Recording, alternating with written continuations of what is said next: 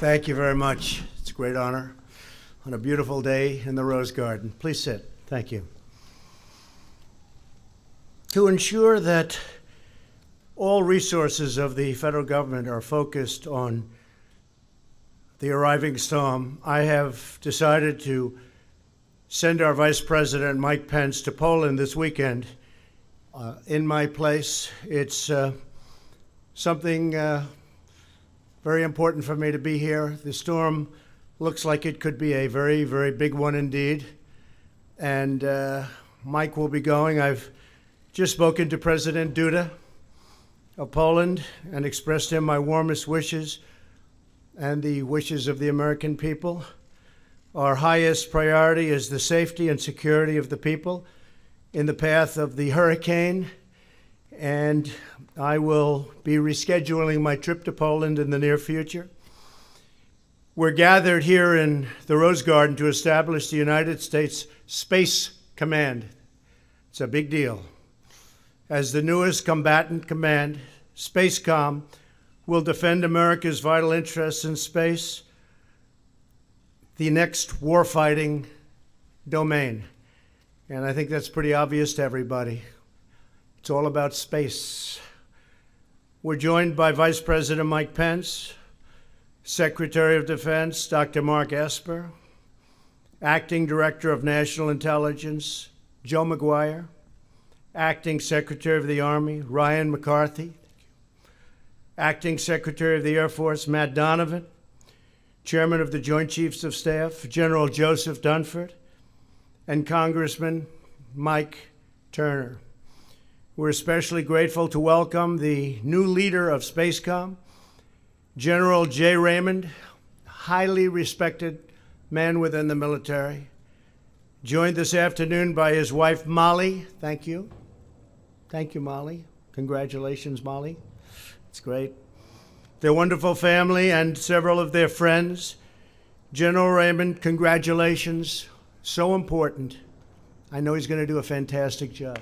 Thank you very much.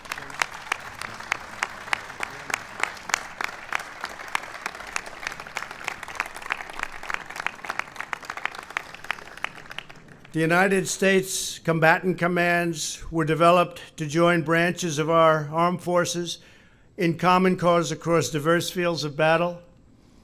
Each of the United States military's combatant commands has an area of responsibility, from CENTCOM, which oversees our mission in the Middle East, to our most recent CYBERCOM, which we established just last year to protect Americans from the most advanced cyber threats, and also to create very, very severe and powerful offensive threats should we need them. The dangers to our country constantly evolve, and so must we. Now, those who wish to harm the United States, to seek to challenge us in the ultimate high ground of space, it's going to be a whole different ballgame. Our adversaries are weaponizing Earth's orbits with new technology, targeting American satellites that are critical to both battlefield operations and our way of life at home. Our freedom to operate in space is also essential to detecting and destroying any missile launched against the United States. So just as we have recognized land, air, sea, and cyber as vital warfighting domains, we will now treat space as an independent region overseen by a new, unified geographic combatant command. The establishment of the 11th Combatant Command is a landmark moment. This is a landmark day, one that recognizes the centrality of space to America's national security and defense. Under General Raymond's leadership, SpaceCom will boldly deter aggression and outpace America's rivals by far. For 35 years, General Raymond has led and commanded space operations at every level in the U.S. Air Force. Molly, I hope you're very proud of him. I'll bet you are. I am too. He's a warrior who has integrated space capabilities to make our military even stronger and to pave the way for a new era of national defense. He's respected by everybody sitting in front of us, everybody in the military, and everybody that knows him. Spacecom will soon be followed, very importantly, by the establishment of the United States Space Force as the sixth branch of the United States Armed Forces. And that's really something when you think about it.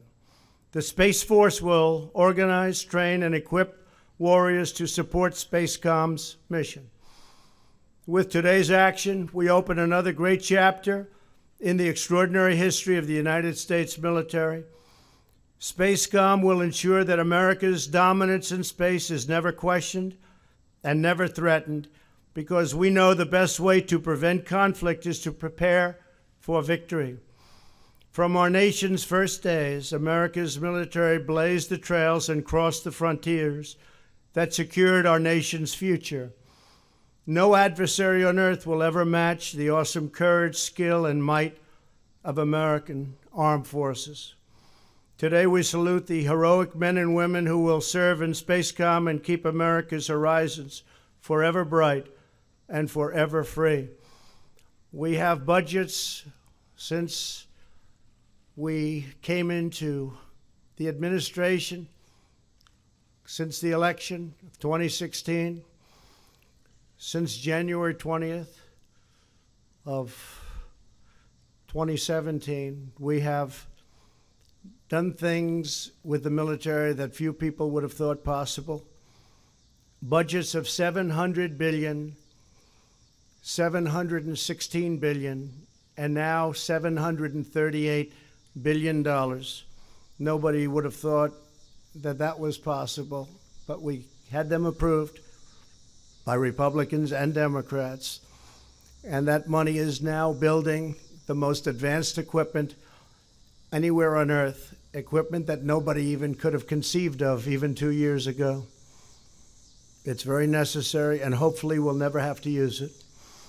I would now like to ask Secretary Esper to sign documents formally establishing the United States Space Command. Thank you. Mr. Secretary, thank you.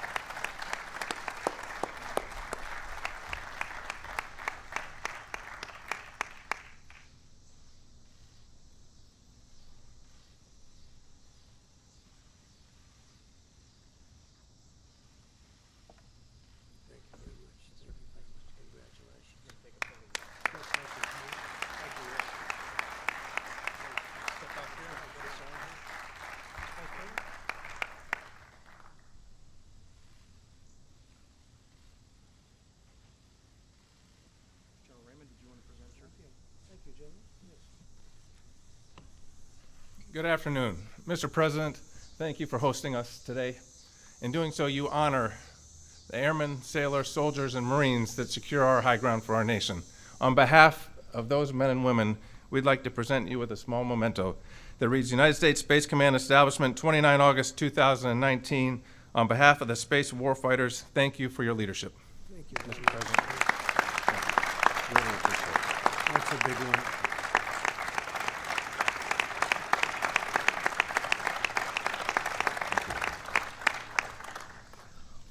That's a big one. Thank you very much.